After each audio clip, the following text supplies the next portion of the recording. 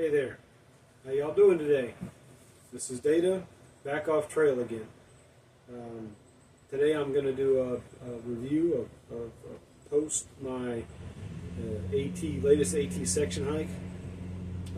These are just my reflections from my latest, what ended up being 3.5 days of hiking on the Appalachian Trail with my friend Late Start. What I want to begin with, this June of 2025 is about the 1-year anniversary of when I first started hiking the Appalachian Trail. So this time a year ago, my mileage count on the Appalachian Trail was 0. So I'm pretty happy with the year as it's gone. I'm still learning a lot about hiking. I'm not very good at it, but I'm enjoying myself. So it's turned out to be a nice retirement hobby for me and helped me get into shape. So this year I hiked this section with my old buddy Late Start, the guy that gave me my trail name.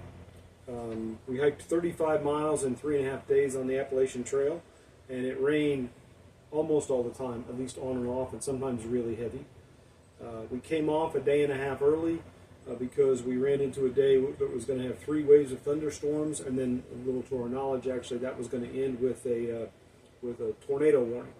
So before the second wave of rain was to hit us as we climbed a 1,400-foot climb up to a shelter, we decided that discretion was the better part of valor, and that we would call it quits for this hike and go dry out and commiserate. And so we did that, and I think we're still pretty happy, I think, with what happened. Late Start now has all of 13.5 miles or so to go before he will have hiked all of Virginia, which is his home state.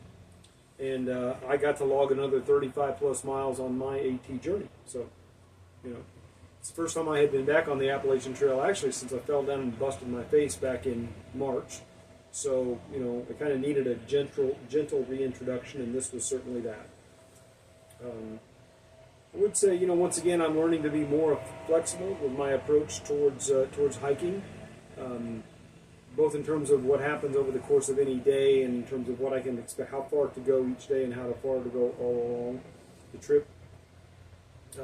Flexibility while doing something like hiking and traveling is not my strong suit, so it's been a learning process for me. On this trip, I did cold soak all of my meals again when I wasn't at a hostel, and that really does seem to have worked out pretty well. This time also, of the 3 nights, we spent 2 of them staying in hostels, I've stayed in hostels before, but not that much. So that was kind of a much gentler way of doing it. We actually slack packed for 2 days and stayed in hostels 2 nights, and then so we really only hiked under full weight a day and a half, and I only put up my tent 1 night. That's a very different kind of hiking than I normally do, and I wasn't hating it. It was okay. I think I'd rather be in the tent. I'm going to look forward to getting back in the tenting, but for some particularly hard sections, or when I have the chance to stay in a nice hostel, especially like Woods Hole, I'll probably go ahead and do a little bit more of that in the future.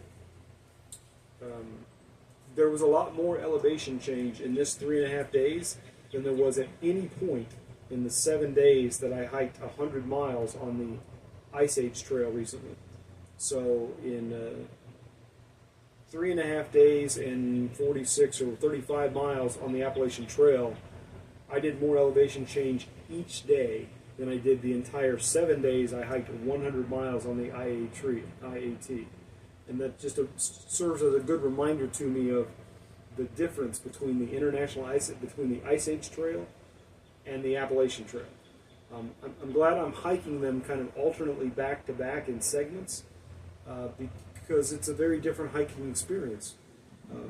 Actually, I have interesting views on the Ice Age Trail, and on the Appalachian Trail, I generally have views of a green tunnel at this time of year. So, it's an interesting contrast going back and forth between the two. But they are very different trails when it comes to elevation change, for sure. I'm starting to think I'm getting better at hiking than I sometimes give myself credit for. We'll see over the next couple of months as I do increased mileage, but I think that hiking alternately between the 2 trails is helping me to stay in better trail shape. I know I don't have trail legs or anything like that, but I found getting back up to speed again this time was easier than it has been in the past because I had only been off trail for a couple of weeks. And that has already had an impact on my next hike, which I'll explain in a minute. So the consistent rain was a pain in the neck. It rained heavy and it rained on and off, but we were wet more than half of the 3.5 days. But I took a little bit of pride in the fact that on the fourth day, before we decided to call it quits, we were both just soaked to the skin. And at one point in my mind, because it wasn't very cold, we were just wet. And I thought, well, at least it's not a hurricane. And I chuckled at that a little bit, but in reality, that was just a good evaluation of the risks involved. That is, it wasn't a hurricane, and we didn't know there was a tornado warning even yet. It was just rain, and it wasn't all that cold. So, I'm getting more used to hiking in the rain, which, folks who know me well will be surprised to hear that I'm enjoying hiking in the rain. That will be news to people who know me well. What else? Oh yeah, this was my first time ever flying to an Appalachian Trail hike and flying back. And I've always thought that would be a pain. You have to pack your bag separately and check it, and because you can't take trekking poles and things like that on the plane. It turned out not to be all that big a deal. I mean, it was definitely more expensive than if I had driven there and driven back, but it was faster. And I now know that I can do that without it being an onerous experience. It's just costly. So I probably won't do a lot of that, but at least I now know it's not as bad as I thought it was going to be. And so I usually hike alone. But this time, obviously, I was hiking with my friend Late Start, and also we were hiking kind of in and amongst part of the bubble, so we had a lot of younger thru hikers who were 600 or 700 miles into their thru hike, who were in really good shape, and really nice, mostly younger hikers who were really, kind and helpful and friendly and full of good information. I didn't hate having a lot of company on trail.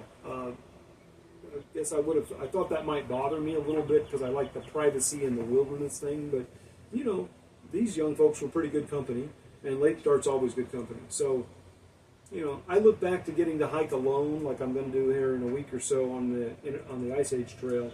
But I didn't hate having company, so it's something I'm learning to enjoy at camp and on the trail a little bit. It is true, most of the time on the Ice Age Trail, I will be hiking alone. And I think, for this year, at least through the summer, most of the time I go back to hike the Appalachian Trail segments, I'll be hiking with people. So this difference, much like the elevation differences, that's something I'll be experiencing all summer long into the fall, probably. And then as a summary, I have now hiked just a little bit over 350 miles in the past year on the Appalachian Trail. It's just a start, but it's 15-16% of the trail, something like that. And on the Ice Age Trail, I've hiked 125 miles. So it's pretty good for just getting started on this plan. And my next hike actually will be in about a week and a half, actually about a week. I'm going to go up and do a 48-mile section of the Ice Age Trail. It's mostly a pair of roadblocks that are really long, like 20 miles or so. But they connect to larger section of regular trail. So I'm just going to go up and basically day hike them, even lighter than slack packing. I'm just going to carry a day's worth of food and hike from one end to the other, staying at a hotel in the middle over a period of 2 days. So I'll shoot a little bit of video of that just to give you a sense of what that's like, but I don't know how interesting that'll be even to me as a hiker. It's really just me ticking off a box because this is the next segment in my journey along the Ice Age Trail. And from there I'll look to go back to the Appalachian Trail in another 3 weeks or month. I have 3 different options that I'm considering for my next Appalachian Trail hike, and I'm still evaluating those. One of those is to go north from the Pogo Memorial campsite where I fell down and busted my lip back in March, to go north from there up to Duncannon. Another one would be to go south from Rockfish Gap down to Roanoke, And a third one would be to go back to where I got blown off trail last year by Hurricane Helene and start over at Burning Town Gap and head north up through the Smokies. So I'll do one of those 3 segments in the next probably 3 or 4 weeks. I'll head out for that. I don't really know which one yet. I have to look at timing and water supply for that time of year on that trail, and they're different lengths, so how much hiking do I think I can do? What am I ready for, like that. So that's all for the update after my most recent hike of the Appalachian Trail, and this is David just saying thanks for watching and keeping me company as I go on this journey, and I hope you all are having a good day. This is Data out.